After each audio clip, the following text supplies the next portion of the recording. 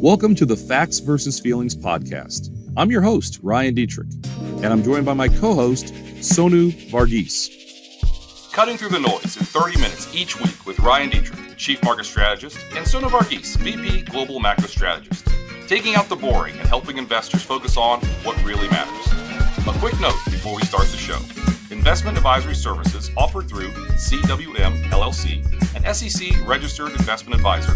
Carson Partners, a division of CWM LLC, is a nationwide partnership of advisors. Hi, everybody. Welcome to the latest Carson's Facts versus Feelings with Ryan and Sonu. Sonu, this is episode 114. Why inflation isn't sticky, is what we're calling it. Now, I do have the YouTube channel. We've got some stuff coming on YouTube. We're going to start adding charts and some fun. But I've got my Slayer shirt on. You can see here. Nice. I love it. Yeah, but it's Santa Claus as a Slayer, and the shirt is, the play on the band, heavy metal band Slayer. So it's Slayer, Sleighher. Yeah, just so that, and there's for anyone not looking at the YouTube. Rock and roll Santa there. I just typed in on, because we've got an ugly sweater day here at Carson, like very soon. And I'm virtual, yes, but they said take a picture and send it to us. You're still part of the festivities. And I typed in ugly sweater on Amazon, and believe me, there's lots of stuff that comes up. Yeah, and this one came up. I thought that's kind of funny. So it was heavy metal Santa for Slayer. I don't think I'd call it an ugly sweater. I mean, there's a lot happening. Don't get me wrong, but I don't know. My arms, that as ugly. There's like skulls on my arm, and I don't know. There's hopefully nothing inappropriate on my shirt. I don't think there is, but I guess the skull and Christmas theme would be. I don't know. It's white Christmas, white skulls. Anyway, there you go. I mentioned to Sonu. I said, "Hey, I'm going to wear an ugly sweater. You want to wear one?" What was your take, Sonu? Mine is. So this is funny. This is crazy. It's going to sound crazy. I don't own any sweaters. I mean, I have fleeces and stuff like that, sweatshirts. That's what I wear. I don't own a single sweater. It's literally only when you asked me that. Right. I was like, goodness, I don't. Well, no. You replied to me, I can't wear a sweater. I'll sweat too much. That's what I thought was funny. That's what I thought was funny. So I can't wear a sweater for 45 minutes. I'll be sweating too much. That's why I don't own sweaters, I think. It's just too warm. Well, I'm getting a little warm here in my Slayer sweatshirt, but let's just dive in. There's a ton of stuff to talk about. We got a couple different things. Talk about kind of the market weakness. Will there kind of be a Santa Claus rally? We'll dive into that and probably talk a little bit more about Santa Claus next week during the official period of the Santa Claus rally. Big talk about inflation, right? Is inflation sticky? Is inflation coming back? Sonu's got some thoughts on that kind of go against, I guess we'll say, what we're hearing out there. And given his track record, I think it's worth paying attention. Kind of weave in the Fed also. Believe me, by the time most people listen to this, the Fed will probably cut rates. We'll assume that's the case. We'll kind of give our take there. Then a little bit about China and maybe a little bit about the consumer also being strong, depending on how much time we have. But first things first. Packed. Yeah, we got a lot in there. First things first, where do we want to start with this? Let's start with the market. Well, I was thinking I'll do the stats. Like the Dow is down 8 days in a row. Potentially down 9 the time we're recording this. Value down 11 days in a row. One of the longest losing streaks we've ever seen. And growth is up, I think, 3 or 4% during that sell-off in value. You have, what else is there? There's pretty sure small caps are down too. Well, I don't know how many in a row. Small caps have struggled. But we have 11 days in a row of more decliners on the S&P 500 than advancers. Going back to 1990, using data back to 1990, fairly reliable. That ties the all-time record for the consecutive days in 96, consecutive days in a row of more decliners on the S&P 500. And the funny thing is, like, stocks, like S&P 500 has done okay. It's the equal weight stuff that's really struggled. There might be one or two more, but the bottom line, Sonu, why did it get so weak? We were in such a bull market. All of a sudden, now there's some weakness. What's happening out there? I'll put it this way. Yields have gone up. Like and this weakness has come, let's say, since the end of November. I think since then we've had 10, 12 trading days. Maybe 10 trading days, something like that, right?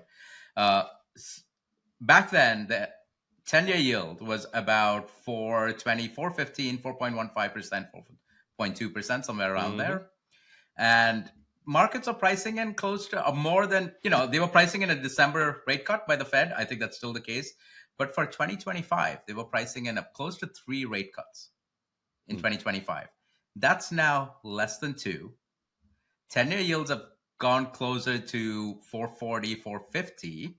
So I think that's a headwind. I mean, for that broadening out, Mm-hmm. right? I think that's a headwind. And what's run? It's all your high beta growth stuff like the NASDAQ and mid cap growth to an extent. It's still, underperformed the NASDAQ.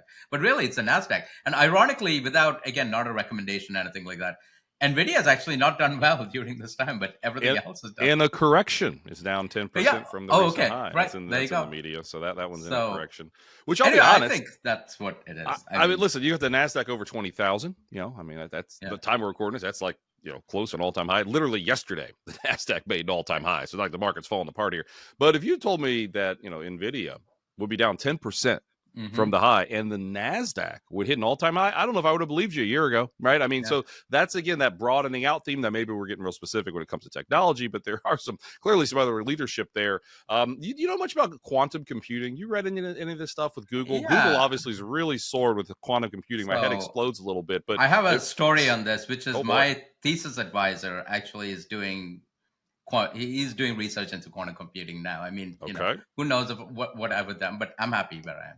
So no, I mean, without getting into the details, it's a paradigm shift. I don't think it comes anytime soon. Right. Because usually what happens with computers is it's based on binary switches, right? It's either 0 or 1. Yeah. Quantum computing, think of it, it can take an entire spectrum across 0 to 1. It can be any state in between. It doesn't have to be 0. It doesn't have to be 1. It's continuous, right? So I won't get much more than that. Like that would be a massive, massive paradigm shift for computing. There's still a lot of errors and things like that, but what Google just published is, that's huge. They basically brought the error rate down. And I think that's significant. We'll see where this goes. I mean, I think AI is still the big story here, but quantum is there. It's in the picture. I think it'll be several years before we really get something that can be practically used, maybe even a decade. I don't know. But, I'm not a technologist, so take it for what it's worth. Well, exactly. But that news was out there. I saw that Google said they cracked some code in 5 minutes. That old way you would have taken like a couple billion years or something, something just crazy. Again, that the way these computers can think now, they can do a lot more. And it's early. I heard it was like Kitty Hawk and airplanes. Right? Like the airplane just got in the air a little bit. It counts. Then it came back down. This is where they are. But again, this is so that's another reason, some optimism over technology. Now, I will also point this out though. If you just look at the month of December, right, for the S&P 500, Sonu, the first 15 or 16 days, stocks are like virtually flat. All right, go up a little bit, they come back down. It is the second half of December historically when you have most of the gains. And everybody and their mother knows there's a Fed meeting coming up right on, I guess, let's see, what date is it? On the 18th. So everyone's kind of waiting for that. We're going to talk about the Fed and inflation and things next, but I don't think it's too surprising. Honestly, the stocks have kind of chopped around a little bit here. And I still think I believe in Santa Claus. I mean, we talked about these before, but I think it's important to note. Time we're recording this, S&P's up just a little bit on the month of December. So it's still positive, all right? Still positive. 9 of the last 10 years in an election year, the S&P 500 was higher in December. 9 of the last 10 times, you're up 20% or more going into the month of December. The month of December has been higher, right? No month is more likely to be higher overall, about 74% of the time. And no month in an election year is more likely to be higher, about 83% of the time. I think it is just, let's get the Fed out of the way. Let's get Santa Claus come to town. I still believe in Santa. And I think that's kind of where that plays out. Is there any other major drivers? I mean, once the Fed's out of the way this year, that's usually what happens this time of year. There's no news, right? Up until, and that's not a bad thing, right? No news up until inauguration, until Congress, maybe first week of Jan, Congress gets in and we'll have some idea, okay, what's the legislative plan? Because I think there is a lot based on, we're getting tax cuts next year. We get more deficit spending, things like that. But the question is, when will that actually happen? And then tariffs, right? Are we going to get it in February or are we going to get it never? Or will it be, November or December this time next year, right? So I wanted to ask you a question. There was this to bring the mailbag in. This is great because people have been sending in questions to facts versus feelings at carsongroup.com. I think versus is VS. That's hopefully. Right. Yep. So Ravo, hopefully he doesn't mind. Hopefully I'm pronouncing that name right. He did something very interesting, I thought. So you have that chart showing bull markets, like previous bull markets and the length of bull markets and showing that this bull market is young. So he did something what I thought was really interesting and maybe write about this in a blog, showing valuations for all of these bull markets. And right now, if you just look at this bull market, it looks like valuations, S&P 500 PE ratios, price earnings ratios are about 25. Definitely looks elevated. Mhm. I've always thought like valuations is not a timing tool. Right. It tells us mostly about certain parts of the market, but I'm curious where you are. Are things stretched? Yeah. I guess That's one of those. It's obvious looking back. I think when I just like, oh my goodness gracious, stocks. Like I mean, there's been some good charts forward. S&P 500 earnings are cheaper now. I think around 23. They were 25 in late 2020 and 2020. All right, this time a year ago, we were hearing a lot about how stocks are pricey and be careful out there. And believe me, we're not going to ignore it. But I think, there's more to the story. And then if you look at just, I know JP Morgan chart guide to the markets do this. A lot of people have.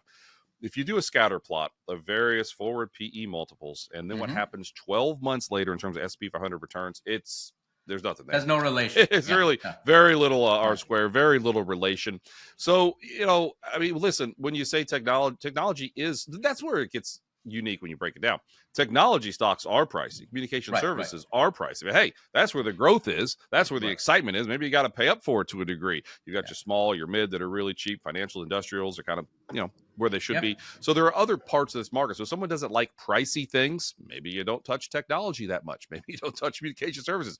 Go look at emerging markets. We're not crazy about emerging markets. They've been cheap for 20 years. I've done this for 20 years or 25 years. That's the other side of valuation, right? Yeah, it's been cheap forever. Be careful. Yeah, exactly. Yeah. No, I look at it this way. This is why you should have even within equities, don't put all your eggs into one basket, right? Yeah. Yes, tech is doing well. Maybe mid caps, small caps, they're not as highly valued as it. Be like that. Those areas of the markets, financials, industrials, those are not as expensive as tech. Don't get me wrong, we're not underweight tech by any stretch. Exactly. Right? Or communication services. I like overweight. Hey, I'm not a recommendation. I'm a Google guy, right? I like my Android phone, so I like communication services. We've liked that group for a while. We have been overweight there. Yes, and exactly, not a recommendation. So I think that's why we always think about diversification with respect to stocks, bonds, cash, gold, commodities, things like that. But even within equities, you want to set aside international. Even we are not very positive on international. So set that aside for multiple reasons, right? And we'll talk about China maybe if we get a chance. But we like other parts of the market within the US. And that's why I think you always want to diversify portfolio. So, I mean, I'll write about this. Even in 2000, that was a time when tech stocks were really stretched. There was a lot of expectations. Not saying we are in that scenario now. But fast forward 2000 to 2003, small caps didn't do as bad. Right. Mid caps didn't do as bad. Value stocks didn't do as bad. And all of that, right? Yeah. No, well said there. And again, I mean, I mentioned this, I think, on a recent podcast on December 13th, which, wow, that's okay. Just recently in 1996, that's when Alan Greenspan gave his irrational exuberance speech. I believe it was to Congress, saying, hey, there is some, things are pricey. Maybe we're getting a little frothy here. All the S&P did was like more than double, and the NASDAQ went up a couple 100%. So, again, there are other factors here. And I think one of them is don't fight the Fed, which we're going to talk about here soon. If you want to hear the latest from us, don't forget to subscribe to our podcast. You can also leave a review. We love your feedback, and it helps with those algorithms. Goes a long way. And like we said, we appreciate the mailbag participation. Yes. So please keep sending those questions in, and gives us stuff to think about as well. So we love it. What else do we want to say on the? We got a lot to talk about. Actually, I have a question. Quick question about Santa Claus. Just I know we can talk about it next week too when it sort of officially starts. But sure. Quick thoughts on what if Santa doesn't come? Are we in trouble? Because I don't think it came this year, right? Or I don't know, 2023, 24. Yeah. He sure came to the Detrick household last year, I'll tell you that much. But so technically, the Santa Claus rally is the last 5 trading days of the year and the first 2 of the next year. So those 7 trading days. Almanac trader, Mr. Hirsch, Yale Hirsch, started that many, many years ago. I'll have more details next week when we really dive in. But the reality is those 7 days are 1.3% on average for the S&P 500. The third best 7-day combo out of any days. Now, here's the real interesting. Those 7 days are up 79% of the time No 7-day combo more likely to be higher. It was up 8 years in a row going into last year. Yes. Really? Yes. Okay. Santa Claus didn't come to town last year. S&P lost like 0.88%, called 0.9% rounding. So that was, okay, a little worrisome potentially, but then stocks go and gain close to 30% this year. Yeah. So, I think, if you see the Santa Claus rally not work, if you see the first 5 days lower, if you see January lower, those are warning signs. Now, the one I really like, and we'll talk more about this next year, is what do I even call it? The December low indicator. The December low indicator. When the S&P 500 in the first quarter closes beneath the December low, that's all bets off. That is a worrisome sign. We saw that in 22. Okay, that was a very clear warning in 22 that something was a little off, a little different. Take a wild guess. This year specifically, last year. You mean 20? Was that in 21? 22. Well, 22. So early in 22. Oh, early in the first quarter, so probably March. Right. I guess that's when the war started and things went haywire. We broke those lows. So if you stack all these on top of each other, I know it's like not just one indicator. And you need 3 months to start the year. Listen, that's what I am saying. Because back in April, we were pointing out a lot of these positives that the December low indicator didn't happen and blah, blah, blah. All this stuff took place. So, and there's old saying, so goes January, goes the year. That's true, too. When January's higher, the rest of the year is up like 86% of the time with really strong returns. And we talk about these things a lot. So the reality is, let's hope Santa comes. I think he will after this weakness we've seen. But, we just need to get the Fed out of the way, which I think we're going to talk about next. So we'll dive more into Santa Claus rally next week because that is officially when it starts. So I will story time. So my brother's health isn't all that great. I was up in Springfield where he is at the hospital, and I didn't plan on spending the night, but I did spend the night, and I slept in my contacts. So I've got really bad eyes. I wear these special hard contacts. I can see 20/20 in my right eye, and pretty good out of my left eye. So with the contacts, I'm fine. Without them, I am legally blind. I can't see anything. But that's how it goes. So I slept in them. And then I drove home. My eye was kind of hurting. And my daughter saw me. Let's see here. This will be Thursday. So Thursday afternoon, she's, oh my God, Dad, look at your eye. Look, it's like all blood red. So Drew, we'll put it up like on the screen. I'll get you the image. But like what my eye looked like on Thursday, it wasn't good. On Friday, it wasn't good. Yeah, I sent you a picture. It's like, oh my goodness. I don't know what happened. I guess it's irritated. I mean, I've slept in contacts before. Believe me, I don't make a habit of it. I know it's not healthy, but with hard contacts, I'm not doing that again. Oh, you have the hard contacts or soft? I have soft ones. I have hard because my eyes are all screwed up. Long story short, my eyes are screwed up, so I have to use hard contacts. So I slept in them on Wednesday night, and it wasn't good. But I have been taking my contact out, taking some antibiotics and stuff, or squirting antibiotics in my eye, and it's getting better. Still a little pink, still a little red. I don't know if you can look real closely, although I've got some white drop things you put a special thing, Lumify by Bosch and Lomb that really clears out your eye. But anyway, that not was a recommendation. No, I don't know if it's publicly traded or not, but I'll tell you, if you have red eyes, it works. But over the weekend, I mean, my eyes all red. My brother's not healthy that good. It's like, oh my goodness, what's going on here? But I'm better now. My eyes better now. So that's my story time. All right, so let's talk about it because we've had this question. Ron Carson, our founder and chairman, just reached out to us asking about some inflation. You and I have had a lot of questions about inflation. We just had CPI, PPI. I know there's some other inflation data to talk about.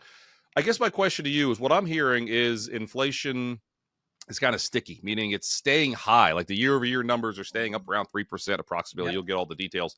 When's it going to go to 2%? Why is it not 2% like the Fed tells us they apparently want? Well, they've never officially come out and said that. That's just what we all go by. Is inflation sticky, and how worried should we be about the inflation backdrop? I'll just go there and let you take it away for a while. I'll say no. Inflation is not sticky, and maybe this part I'll just say I'm not worried. I mean, maybe that stretches to you, but I'm honestly not worried about inflation. I'll explain why, and maybe you'll break it down into the backward-looking stuff, which is your CPI indicators. That's all backward-looking, right? Yep. It's what happened in the past. It doesn't tell you much about what could happen in the future. Maybe some trends here and there, but we'll take the forward-looking stuff separately, right? So the backward-looking stuff, to your point, and we've learned this the hard way, I think. I mean, not you and I mean, maybe you and I too, with respect to what everyone else did. Over the last 2 years, remember everyone was talking about a recession. What were they doing? They were looking at all these headline indicators, right? ISM PMI, yield curve, M2, all of that stuff. It's like, oh, the recession's coming. And what we did, I think what we did well, hopefully, is that, no, you have to look underneath the hood, right? And same thing at CPI. I feel like everyone's falling into that same trap again. And we'll talk about the Fed. My fear is, I don't care what everyone else thinks. I mean, yes, to an extent, because it makes a market. But well, I do care what the Fed thinks. My fear is the Fed buys into this, right? So anyway, let's talk CPI now. CPI is up 2.7% year over year, 70 basis points above, the Fed's target of 2%. Okay. Core CPI is up 3.3% year over year. And that's why, if you just look at the surface, like, wait a minute, inflation stalled, boom, we're in, trouble here, right? And ironically, that day when I wrote a note, my daily note, I said, no, there was actually good news in the inflation report. I was like, okay, where's the good news here? Inflation's like core CPI is 130 basis points, 1.3 percentage points above target, right? But look, most of that is just two things. No, not most of it. All of it. All of it is just two things. Lagged shelter and lagged motor vehicle insurance. Within shelter, it's really just rent. There are two parts of shelter. Oh my God, I feel like this is like deja vu again. Like, we've talked about this so long, but forgive me. You quoted Yogi Berra, I think, subconsciously. It's deja vu all over again. Yeah. Oh my God. But it's two parts, right? Rents, normal rents, what people pay. That's normalized. So set that aside, right? Then you have owner's equivalent rent, which is what you and I, as homeowners, the Bureau of Labor Statistics assumes we pay ourselves rent. How do they get that? It's nothing to do with home prices. Just to be clear, it has everything to do with single family home rents, things like that. It's from the rental market itself. That is up 4.9% year over year. Owner's equivalent rent. Back in December 2019, let's use December 2019 as our baseline, right? In December 2019, core CPI was running about 2.3% or something like that, right? Okay. Owner's equivalent rent is adding about 65 basis points, 0.65 percentage points to that excess of core inflation, core CPI. Then you think about, okay, what else? What about the rest? Like you said, it's 1.3 percentage points over, right? Where's the rest, right? Well, the rest of it turns out to be, motor vehicle insurance. Motor vehicle insurance just makes up about 3% or 4% of core CPI. It's up 12.7% year over year. And it's adding about 44 basis points to excess core CPI. You take those both together, and then you compare, okay, core CPI, where it is today, about 3.3%, versus where it was in December of 2019. And let's all agree that that was normal inflation, consistent with the Fed's target. In fact, actually, I would point out that PCE, which is what the Fed takes, focuses on, that was actually running below their target. So 2.3% CPI was consistent with below target inflation. So you think about where we are now, 2% is not a bad place to be, but it's all coming from owner's equivalent rent and motor vehicle insurance, right? And that's why the whole thing about inflation sticky, it's just because of these lagged data points. I mean, why is motor vehicle insurance sticky? Yes, it's up 12, 13% year over year, as I mentioned. But that's falling now. The last 3 months, it's down to 4 or 5%. We're seeing disinflation. Why did motor vehicle insurance go up? Well, during the pandemic, there were not a lot of people driving. We had a lot of crashes. Right. That fed into official data late. Vehicle prices went up, used car prices, new vehicle prices. All of us know that. So insurance rates went up. But now that's easing. Prices are falling. So that's going to feed into auto insurance. Like I said, like you and I always say, it doesn't mean prices will not go up anymore. Right. It'll still go up. It'll just go at a slower rate, but it's still consistent with 2% inflation. Anyway, that's my piece. No, that's great stuff. You said that's your piece, and you said it, and you're sticking to it. A couple other things here. Our friends over at Wisdom Tree, we've quoted some of this data before, but this is good stuff because you just talked about shelter being a lagging indicator, using real-time shelter, things like Apartment List and Zillow and Redfin. Right. According to the data for their friends at Wisdom Tree, shelter 4.7% year over year. Real world shelter is 1.2% using more real-time data. Like you said, headline CPI 2.7. If you plug in real-time shelter data, it goes down to 1.5% year over year, and core goes to 1.8% from that 3.3%. So those are some things to think about. Also, two other things I believe Neil Dutta mentioned some of these. Used car prices up 2%. If you look at some of the auctions that have been going on, that's probably not going to be the case. It's not going to happen again next month. That's coming back. And then lodging away from home, I assume that means hotels, up 3.2%. That's a really big jump that doesn't make a ton of sense necessarily. That's another one that we expect to come back a little bit. Yep. So big picture, when you look at some of the real-time data, when you look at some of the stuff that's really happening, peel back the onion, inflation, again, to us is not a major concern. But Sonu, that's part two of this. I guess the Fed, we can kind of weave this together now. What if the Fed looks at the headline data that everybody's talking about and says, now I'm worried, now I'm not going to cut as much, even though we think they shouldn't be as worried and we think they should be cutting? What's the Fed up to? Yeah, I know. We'll find out what the Fed's up to tomorrow. That's true. That's a good point. No. Stay tuned. I know. Or for our episode next week. No, this is my fear. My hope is that Powell. I think Powell's actually the best of the lot. To be, he's the chair too, right? Which helps. I think he looks at this a little more practically, and he recognized that. But look, you think about all the forward-looking measures of inflation, right? And you mentioned one of them, which is rent and apartment list, Redfin, things like that. From that, we know there's more shelter disinflation in the pipeline. Okay, fine. So that's going to come in 2025. It may be a while before it completely shows up, but that's okay. It's really about, projecting forward, right? It's not about what happened in the past. But then you think, okay, what can tell me about the inflation outlook looking ahead? Consumer expectations of inflation. That's normalized. I think you mentioned that last week from the New York Fed, University of Michigan survey. All lots of them. Yeah. Yep. Business expectations of inflation. That's normalized. That's consistent with 2% inflation, right? And then market expectations. I mean, market expectations are sketchy because they're sort of baking in the Fed rate hikes, cuts, where policy is. So still, right? Consumer expectations, business expectations, market expectations of inflation, all consistent with 2% PCE, right? And then you think about wage growth, the other thing. I mean, wage growth is more or less normalized. I mean, it's slightly elevated rate relative to where we were in 2019. But remember, you and I have talked about productivity growth. You can have slightly elevated wage growth with low inflation productivity growth is high. And we've had productivity growth running at 2.6% annualized over the last 6 quarters, right? So that's consistent as well. There's no demand side pressure, all that to say, from the employment, from the labor market, right? Like for inflation to suddenly spike up or stay sticky around 3%. No, well said. I'll just point this out. You mentioned the last 6 quarters of productivity at 2.6% annualized. It was 1.5% from 2015 to 2019. Yeah. So that's put some context around. That's a lot better productivity. That's been a theme you've been all over for well over a year, that higher productivity allows for higher wages. And the Fed could potentially cut, but you don't have to necessarily worry about massive spike in inflation. I had a couple other things. Oops, almost knocked my mic over. That would have been bad. It would have been bad. Didn't do it, though.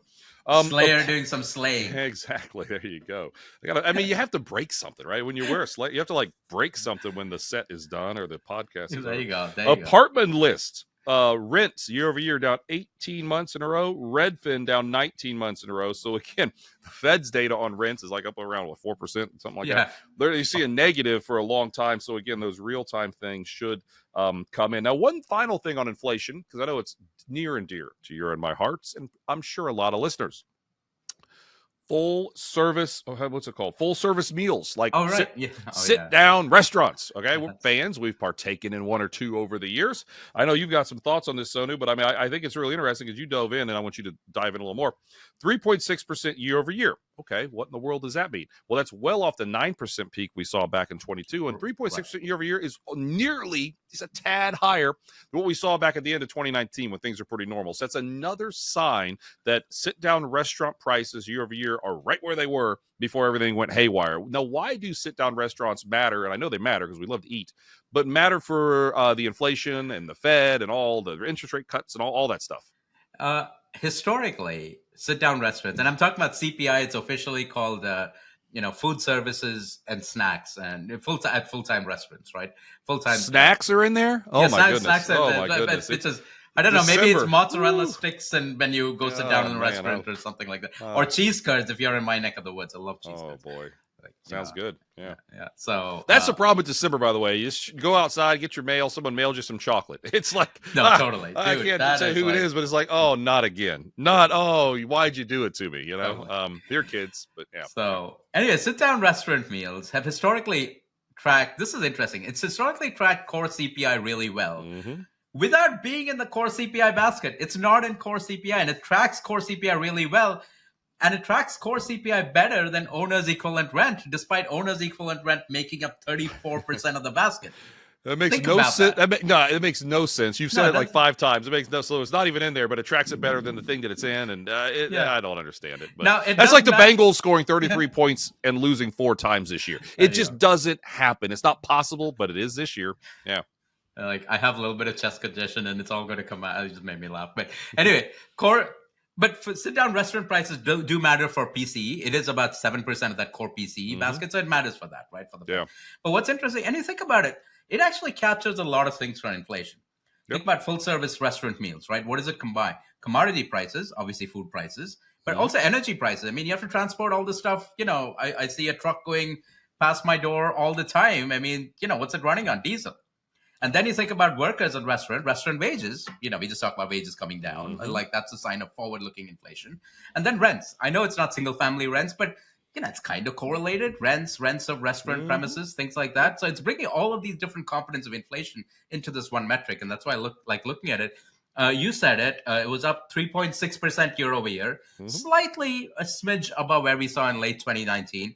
But keep in mind, CPI inflation in late 2019 was consistent. I mentioned this before. It was consistent with PCE inflation, personal consumption expenditures index, running below 2%. In late 2019, core PCE was up 1.5%. Headline PCE was up 1.6%. So the Fed was actually running inflation below target. And so you think about, okay, restaurant prices are up 3.6% year over year. I think that's consistent with PCE inflation running close to 2%. I don't know. That's just me. No, hey, yeah, I'll side with you. And listen, remember, we can go all day on this. PCE is the one the Fed really looks at. Okay, that's the one that's coming out this Friday. So we'll kind of just leave that there. We'll probably dive. Not probably. We will dive into PCE next week a little bit more. I think I'll put a bow on it. What is one thing we've heard for years? From Powell, he said he wanted to see consumer expectations, business expectations start to come back when it comes to inflation. I don't know if inflation is a self-fulfilling prophecy or not. I wasn't around in the 70s, but we had expectations higher in the 70s, and inflation stayed higher. That might not have been the only reason, but that was one reason Powell said many times. Now, Sonu, like you said, and I want to just kind of hammer it home, expectations about future inflation 1 year later, 3 years later have come back down. Okay, come back down in a big, big way. That's one thing Powell said he wanted to see. So when you look at all these different components, we do not think inflation is sticky. We do not think inflation is going to be a major problem going into next year. And that's why, again, the Fed likely should be able to continue to cut. Do you want to say much? I mean, we've got, 15 minutes. Do you want to say much more about the Fed? Because you and I are doing this before the Fed meeting. Do you want to just do something quickly? Because we'll dive more in next week, but something quickly and then we'll go forward. What do you think? I think, look, the expectation, they'll cut. I mean, it'll be a massive surprise, not in a good way if they don't cut. But I think we would have probably seen an article in the Wall Street Journal by now if they're not planning to cut, right? So you and I know what we're talking about. We'll set that aside. But I think, no, the real question is they update what's called the dot plot or the summary of economic projections, what they think will happen to policy and unemployment rate and inflation in 2025. I think that's what everyone's going to be staring at. One thing I'm going to be looking at, yes, the dot plot, but I'm going to be looking at the distribution. How noisy are these dots? Because usually when you say the dot plots, we're looking at the median dot. But I think members could be all over the place. And the question is, how dispersed are these views within the committee? That tells us, okay, Powell's managed to wrangle all of them for a December rate cut. But he may have to give a little bit on the other side, saying, hey, you guys cut now. We want the cut. We've telegraphed that to markets. But let's just wait. I'll give you this. We'll wait in Q1, for example. I'm not saying I don't know what happens inside the FOMC committee, but that's why I'm going to be looking at the dot plot and the distribution of the dots. How widespread are they? How noisy are they? Are members kind of all over the place?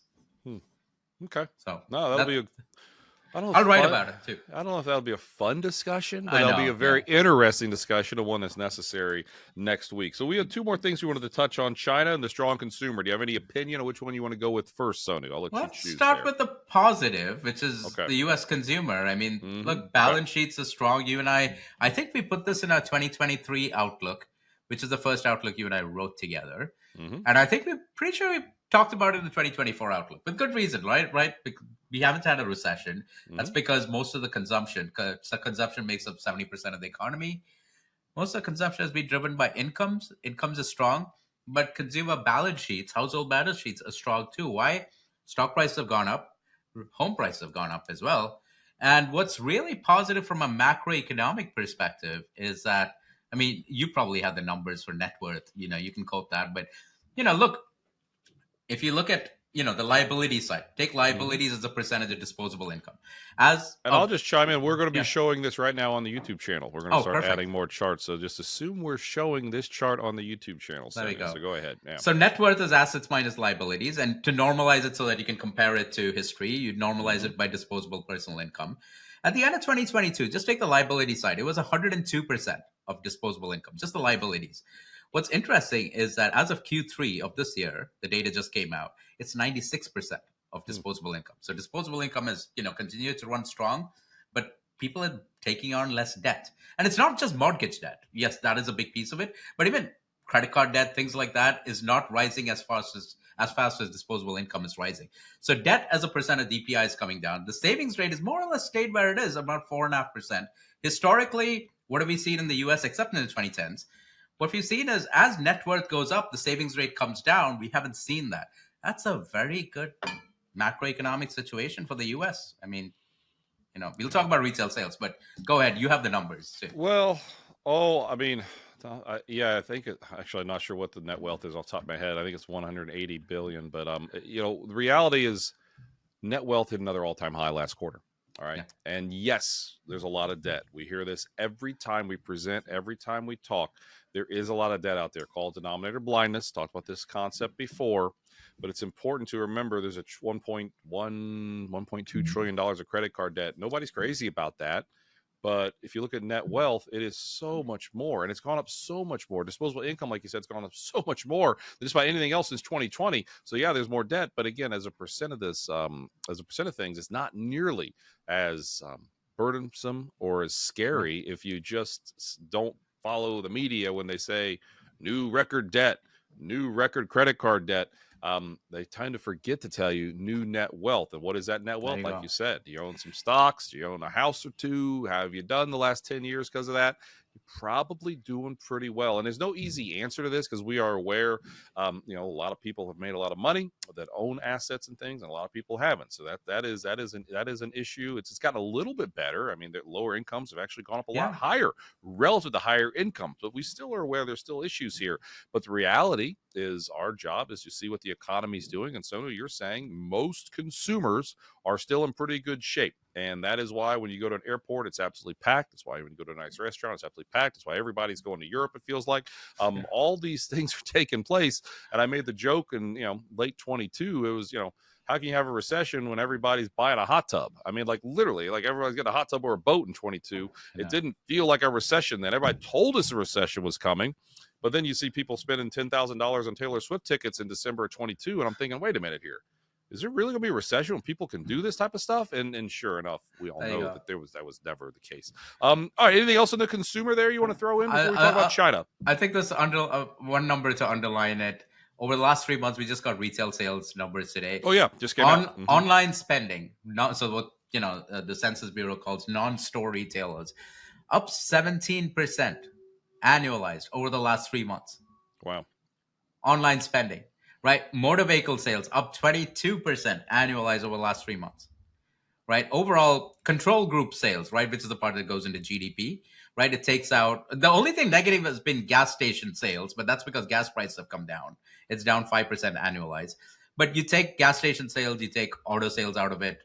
Focus on the core group of retail sales. That's up 6.5%, right, over the last 3 months annualized. The consumer's in good shape. They're spending money. That's a big positive for the economy. Well, well said. Not much more to say there. Something we've said for a while, that the consumer is probably in better shape than people think. Is it perfect? No. There are some issues that are out there, but as this economic cycle ages, as this bull market ages, there's going to be some cracks, but no major cracks. And then I guess we've got like 6-7 minutes. I know you've got a hard stop. I do too, actually. What do you want to talk about China? Because we keep hearing there's stimulus coming. Some really smart people that we respect are quite optimistic on Chinese equities. We're not quite there yet. What are you seeing when you look at China with what they're trying to do to stimulate their economy, Sonu? The stimulus has been like waiting for Godot. They say it's coming, but it's not coming. I mean, who knows what's coming? They are dropping interest rates, but China's problem is not that, borrowing rates are too high. I mean, debt is already very high. If anything, they want to bring that lower. But what they're doing is, we just got consumption data, industrial production data from China the other day. Consumption's still really weak. It's running well below the pre-pandemic trend. It's running about 3% year over year. Before the pandemic, we were close to 7-8%. So just by that itself, okay, China's economy is slowing. But what are they doing? They're subsidizing the supply side of the economy. Industrial production is running strong. And what's really running strong, and this is where I think there's actually China's sort of eating other countries' lunch when it comes to manufacturing, especially auto manufacturing. You look at like PMIs, right? I don't think it matters a lot for the US because manufacturing is just not a big part of the economy. We just literally talk about the consumer. That's what matters here, right? But for the other countries in the world, manufacturing matters. Germany, France, Japan, Mexico, China too, to an extent. But China's sort of taking away manufacturing capacity from all of these countries. And I think there's a massive, this is amazing. I was just looking into this the other day. There's a global manufacturing revolution happening in China with respect to cars, right? Back in 2020, China was a net importer of vehicles. This is not a long time ago. It's just 4 or 5 years ago. They were a net importer of vehicles. Right now, 2024, they're on track to export 5 million vehicles on net. 2024. That's exports minus imports, right? The global auto sale number per year is about 90 million cars. China has the capacity to supply over half of that. They have the capacity to produce 40 million internal combustion engine vehicles. They have the capacity to produce maybe 25 million electric vehicles by the end of 2024. That's massive capacity. They're building shipyards just for exports because the internal market, there's no demand, right? The internal market is about 25 million cars or something. That's not growing, right? So what are they doing with all this stuff? I mean, domestic EV sales are rising, but what they're doing is all these internal combustion engine cars, they're sending it outside. They're sending it to Europe. They're sending it to other EMs. The US and India are notable exceptions here because we put a lot of tariffs on these things. Otherwise, they would, Elon said it. Chinese EVs would eat, America's lunch when it comes to EVs, right? So don't let those cars in. But, a lot of other countries don't have that. But that's hit places like Germany. Germany's auto production has down 25% relative to what we saw in 2014 to 2018. I mean, I think this is, this is not a good thing for the rest of the globe. I think America's sort of isolated from it in some ways. I mean, but it's still not great that, one thing that happens as a function of this is the dollar remains strong. I mean, the dollar remaining strong is not obviously great for U.S. manufacturers, U.S. exporters. It's not great for, if you're invested in international equities, that can be a headwind too if the dollar goes up. But yeah, I think that's a big question for 2025. What happens to the dollar here? But I think China is, tying it back to the stagflation thing. Remember, there's not a lot of demand in China. Plus, they're doing, so there's not a lot of demand in China. They're slowing. They're producing a lot of electric vehicles. That's where a lot of, EVs are being bought in China. Okay. Plus, there's a demographic issue. Which means what? There's not a lot of demand for oil. So when people think about, sticky inflation, stagflation, what do you need? You basically need oil prices to go up. Yeah. Trump's talked about increasing oil production in the U.S. Canada's also increased oil production. But if demand is still low over there in China, I mean, I don't think barring any surprise black swan events, I don't think oil's going to like $90, $100 a barrel, which is when I'd get worried about, oh my God, is the Fed going to raise rates again? Right. No, well said. No, that was some good my stuff quick, there. I don't know if it's 3 minutes or 4 minutes, but there you go. Yeah, hey, there you go. How much time? Yeah, we've got. It was bugging me, so I looked it up. Net worth, according to in households, was 117. What is that? Trillion, 117 trillion. In the fourth quarter of 2019. Recently, up to 164 trillion. So there you go. So that's I don't know who had that on their bingo card after COVID, but that's another reason again that net wealth is. And even if you want to normalize by GDP, nominal GDP, at the end of 2019 it was about 19-20 trillion. Yep. Today it's about 28 trillion. Yeah. Well, there. I'll leave you with this stat. Actually, I have a quick personal story too, but. Last year, the U.S. grew faster than China in terms of nominal GDP growth. I have a feeling it's going to happen this year as well. Oh, yeah? Because, so, we'll keep an eye on it. We'll come back to that. But quick story for you. I did something I've never done in my life before. And I don't think you'll ever guess what it is. But I won't even make you. I walked a dog by myself. Which is crazy to think about. Like, I've never owned a dog. I know you do it all the time. You talked about, Mabel and... Look, Walter's not next to me. Usually my 140-pound Great Pyrenees. He's not down here. So maybe this is my podcast. This is my B game today. Walter's not with me. I don't know where he is. Usually he's down here all the time. For the first time, like a close friend of ours, they live down the road over here. They're like, "Hey, Sonu, can you help out? Can you walk the dog?" I was like, "Dude, I've never done that in my life." How'd it go? What do I do? I'm like, oh, it was actually okay. It's this little dog. It's I don't not even that know. hard. It's not. It's really picking up the poop and all of that, But yeah, that wasn't. I was like, goodness, I can't believe I've never done this in my life. And my daughter wants a puppy for Christmas. She's not getting it. Oh, I was to say, I mean, you can slice and dice data from the Fed but you can't walk a dog. I mean, you can, but that's the joke, It's like, I try. We all have skills. All right, well, everyone, listen. Thank you so much for listening. This was fun. This was episode 114. Why inflation isn't sticky. Fed's coming up. Still a bull market. A little slow for the stock market, but we still see a lot more positive and negatives out there. We look forward to talking about them a lot more, specifically next week, where we talk about a little bit more on the inflation front and the Fed, and maybe a little bit about Santa, the official Santa Claus rally, which starts again on Christmas Eve, December 24th next week. Sonu, anything else? You good? No, you about ready to go buy a Slayer sweater? I mean, I feel like I've achieved a lot this year. I learned to walk a dog, if nothing else. That's what matters. There you go. And I know you've got a meeting in like 30 seconds, so I think we hit it. So we got to sign off, everybody. We'll see you next week. Thanks for listening. Take care. Information provided on Facts versus Feelings with Sonu Varghese and Ryan Detrick are for general information only and are not intended to provide specific advice or recommendations for any individual. The statements and opinions of show guests may not be reflective of CWM, LLC, or its affiliates. Past performance is no guarantee of future results. All indices are unmanaged and may not be invested in directly. Investing involves risk, including possible loss of principal. No strategy assures success or protects against loss. To determine what may be appropriate for you, consult with your attorney, accountant, financial or tax advisor prior to investing. Guests on Facts versus Feelings are not affiliated with CWM, LLC.